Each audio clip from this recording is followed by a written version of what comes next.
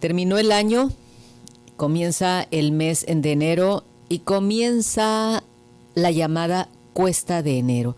Este periodo al que pues así lo llaman por las dificultades económicas que de pronto pues se enfrentan ante un gasto elevado que se tuvo en el mes de diciembre, los gastos esos extraordinarios que se hacen por la fiesta de Navidad, se tiene dinero, se pagan deudas o se gasta en exceso quizás en cosas que no eran necesarias y entonces llega el mes de enero, no hay dinero, y luego nos encontramos con que hay elevación en algunos productos, en algunos precios.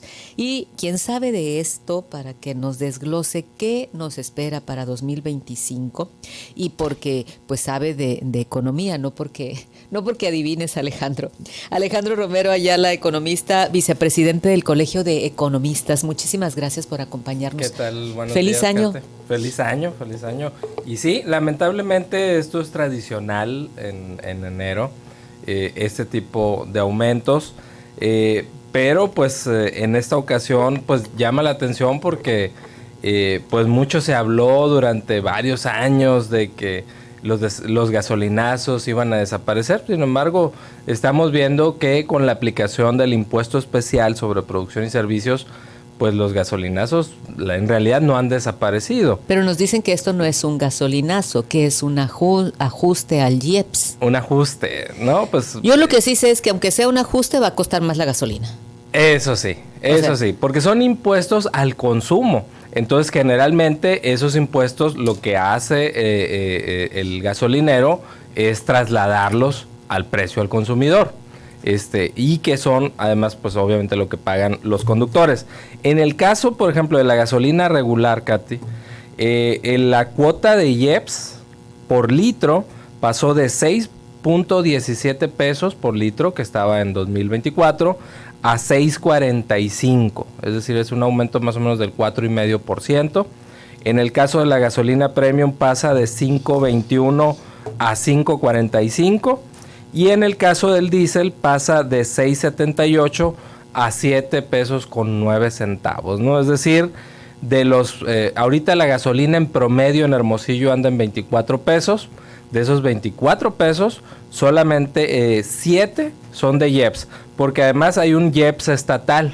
Es decir, ahorita las cifras que te di son el IEPS federal, pero además se le ponen también 56 centavos de IEPS para los estados, ¿no? Leíamos hace unos momentos una de las notas que venían en alguna de las portadas de los diarios nacionales, en el que se hablaba de ese aumento que tú mencionas al diésel, y a lo mejor dijeran, bueno, la mayoría pues no usamos diésel, en nuestro carro usamos gasolina, pero se mencionaba la consecuencia que tiene el aumento al diésel. Claro, porque la mayoría de los productos alimenticios en el país se transportan por camiones de carga, y obviamente la mayoría, si no es que todos los camiones de carga, usan precisamente diésel. Entonces, uno de los precios más inflacionarios son los energéticos. Entonces, cuando le aumentas los impuestos a los energéticos, eso evidentemente se traslada al precio de los mismos, es decir, de las gasolinas y del diésel, pero además tiene un efecto sobre otros productos, porque obviamente la transportación influye en los costos de muchos alimentos, ¿no? Y más en el caso de nosotros de Sonora y de Hermosillo, que estamos alejados de los centros de producción industrial, Monterrey, Guadalajara, el Estado de México, o que además muchos productos agropecuarios no necesariamente se producen aquí, se producen en Sinaloa, se producen en Nayarit, en Michoacán, el caso del limón, del aguacate, pues obviamente el traslado pues va a ser más caro, y seguramente más adelante van a anunciar aumentos a las cuotas de las carreteras. Entonces todo eso finalmente quien lo viene pagando es el consumidor. Entonces pues definitivamente esto sí es un golpe. Otros IEPS que se aumentaron, Katy, y que es importante mencionarlo, la turbocina, el carbón y obviamente al gas, al butano y al propano. Entonces, no solamente va a haber aumentos a las gasolinas, va a haber aumentos al gas LP, va a haber aumentos seguramente a los boletos de avión, y va a haber aumento obviamente también a quienes utilizan carbón. O por ejemplo, en el caso de la electricidad, pues mucho se utiliza combustóleo, se utilizan muchos energéticos todavía contaminantes. Seguramente CFE en su momento pues también va a anunciar estas adecuaciones. ¿Qué lleva a esta elevación en los precios que estamos mencionando, a los combustibles, pues? Bueno, lo que pasa es que es un ingreso importante para el gobierno federal, aunque no se quiera admitir.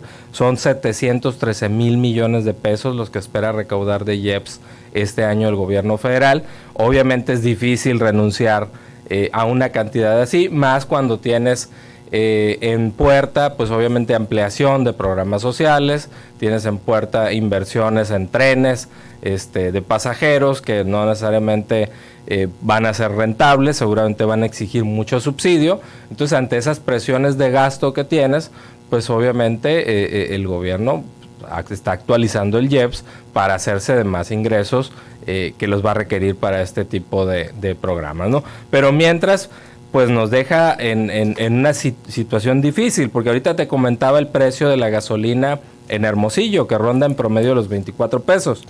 La cosa es que, por ejemplo, en Tucson... promedio, pero hasta más cara, ¿no? Sí, hay lugares que la dan a 25, 26. En Tucson, para que nos demos una idea de cómo afecta este impuesto, el IEPS, ahorita, actualmente, el litro lo consulté ayer, el galón en Tucson está en $2.75 el galón, lo que es equivalente a 15 pesos con 32 centavos por litro al tipo de cambio actual.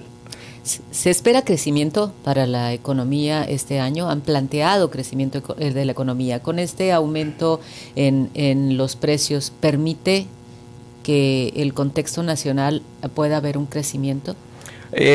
Para este año 2025, la verdad es que las expectativas son de muy bajo crecimiento económico. Los inversionistas del sector privado, los especialistas, del sector privado que consulta el Banco de México, dan una expectativa de crecimiento más o menos del 1.2, 1.3%, que es inclusive por debajo del crecimiento de la población en nuestro país. Entonces va a ser un año de muy bajo crecimiento, va a ser todavía un año con peligros de repunte de la inflación por estos aumentos que está propiciando el mismo gobierno, pero además recordemos que hay una situación muy fuerte de sequía en nuestro país y que sobre todo la estamos viviendo aquí en Sonora. Y eso va a hacer que muchas hectáreas de cultivos, de alimentos, pues no sean menores que las de temporadas anteriores, y obviamente ante una menor oferta de estos productos, seguramente el precio muy probablemente puede subir de algunos productos alimenticios.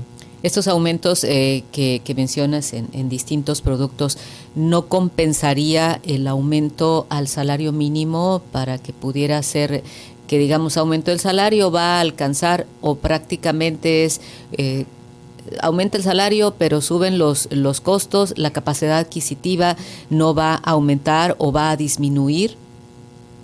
Mira, el problema del salario mínimo es que lo ganan muy pocas personas en el país. Es decir, si tú checas los datos del Instituto Mexicano del Seguro Social, alrededor de los 22 millones de asalariados que están registrados, solamente 200,000 ganan un salario mínimo. Entonces, ¿cuál es la realidad? Que ni a ti, ni a mí, ni a muchas personas que nos están escuchando, nos van a aumentar este año el salario con base en el salario mínimo. Seguramente dependerá de una negociación sindical o de la negociación directa de nosotros con nuestro patrón.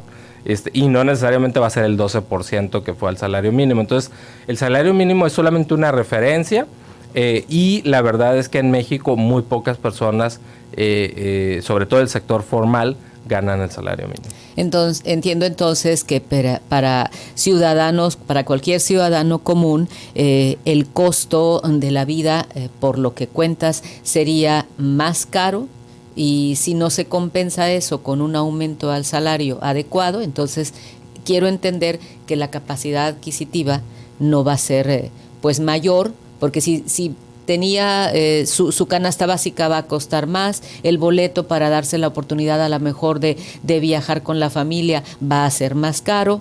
El gas va a ser más caro, la gasolina va a costar más.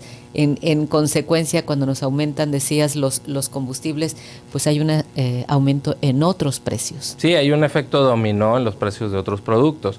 Y sí, efectivamente, el problema es que además la inflación promedio, además de que está todavía fuera del rango que pide el Banco de México, Katy, si tú revisas la inflación específicamente en alimentos, todavía está en niveles del 6%, es decir, está mucho más alta que la inflación promedio.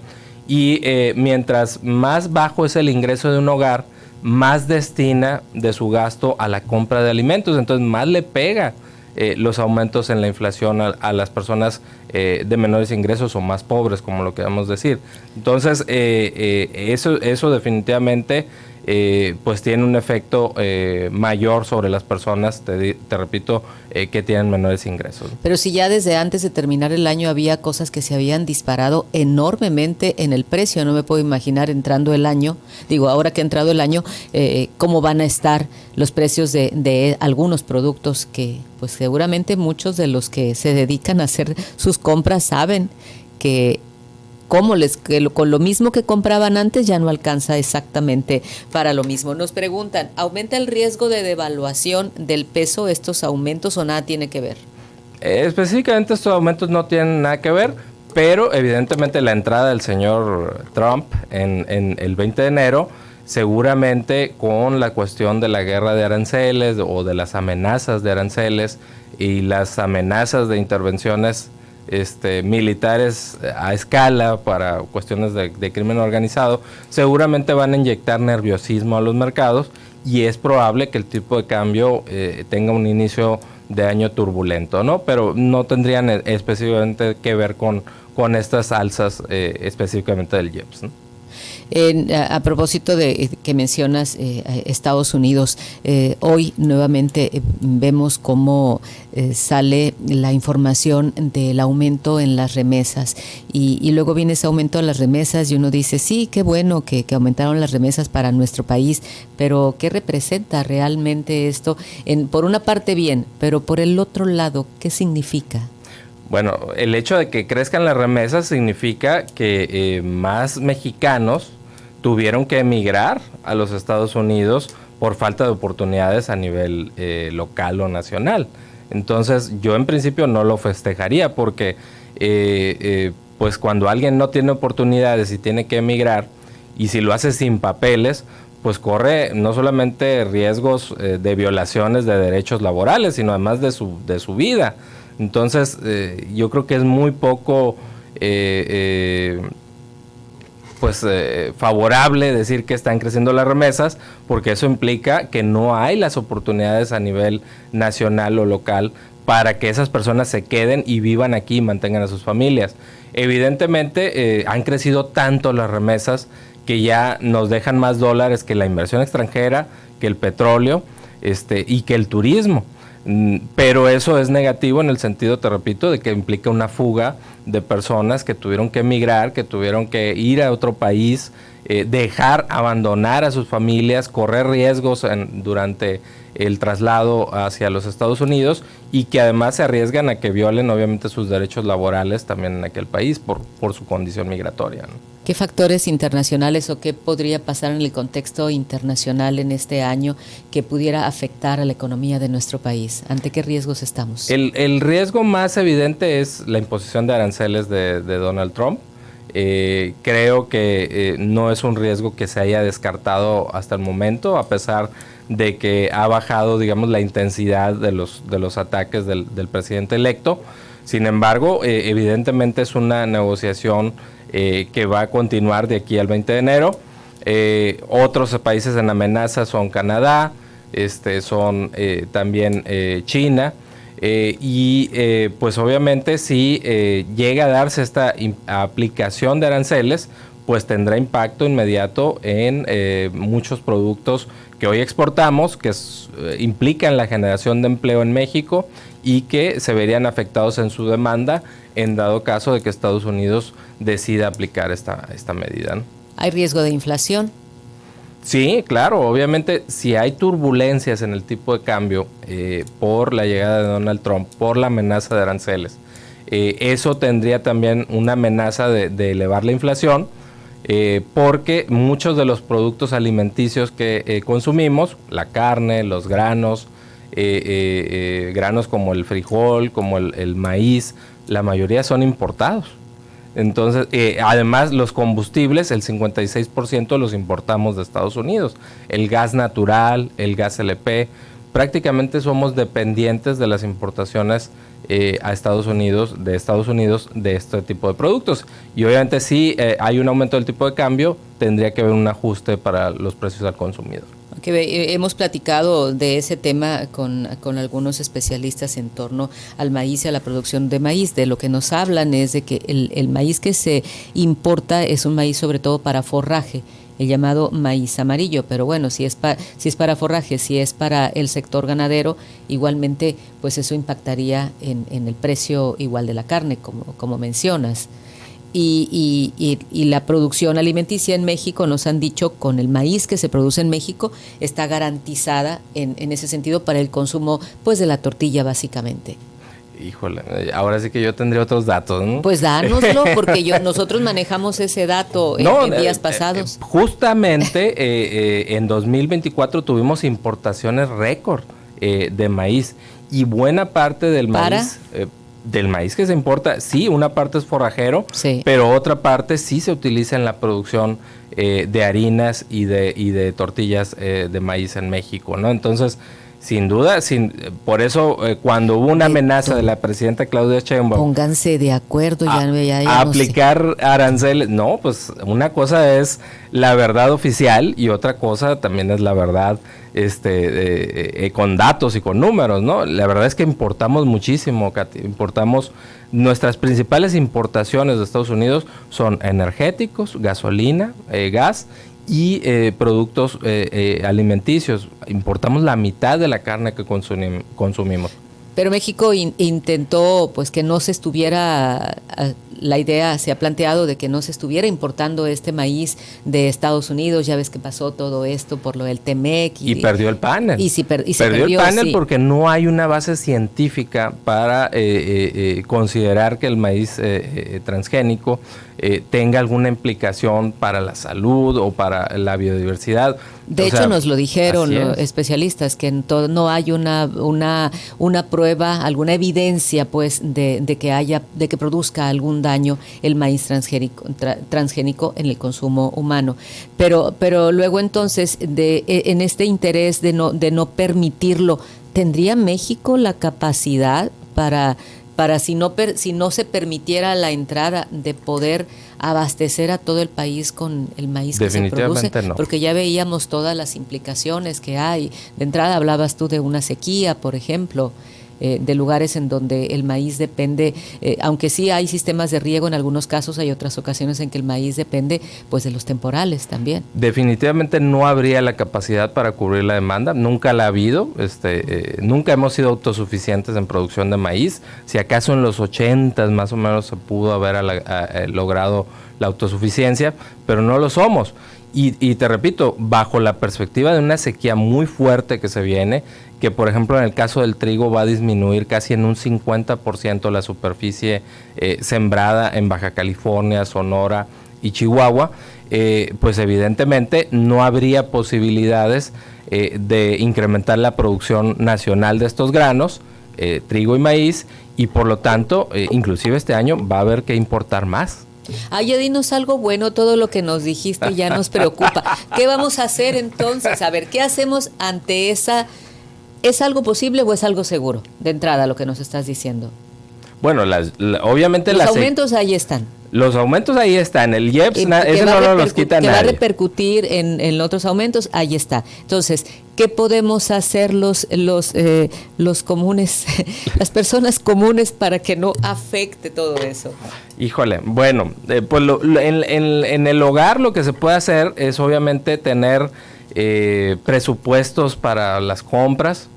Yo creo que un problema que tenemos generalmente en casa es que no hacemos una compra planeada de muchos productos. Entonces hay veces que tenemos el refrigerador con ciertos productos, vamos al supermercado, no checamos, digamos, nuestro inventario, y muchas veces traemos productos que ya los tenemos o que se nos echan a perder porque compramos de más. Entonces, primero que nada, habría que hacer compras muy razonadas en el hogar, de cantidades pequeñas, sobre todo de productos perecederos, para que no se nos echen a perder y que pues además las compras que hagamos, lo hagamos sobre lo que nos haga falta realmente, no hacer compras de productos que no necesitamos. Aguas con las tarjetas de crédito. Aguas con las tarjetas de crédito. Las tasas de interés este año van a seguir muy altas, van a bajar en teoría, pero no van a estar como hace 2-3 años que empezaron a subir. Muchísimas gracias, Alejandro. Normalmente a los invitados acostumbro a tratarlos de usted, no los tuteo, pero nos conocemos desde hace muchos años, fuimos hasta compañeros, digamos, porque colaboraba también en Telemax en un tiempo, y por eso le hablo con esa confianza a Alejandro. Muchísimas gracias, Alejandro Romero Ayala, economista, vicepresidente del Colegio de Economistas, por haber estado con nosotros. Gracias a ti, Katy. Espero un día tener un tema más positivo. Sí, ven a decirnos algo que sea exactamente así, positivo. ¿Cómo se te puede contactar, Alejandro? Sí, mira, en X me pueden encontrar como Alex Romero Ayala y en Facebook como Alex Romero. Gracias.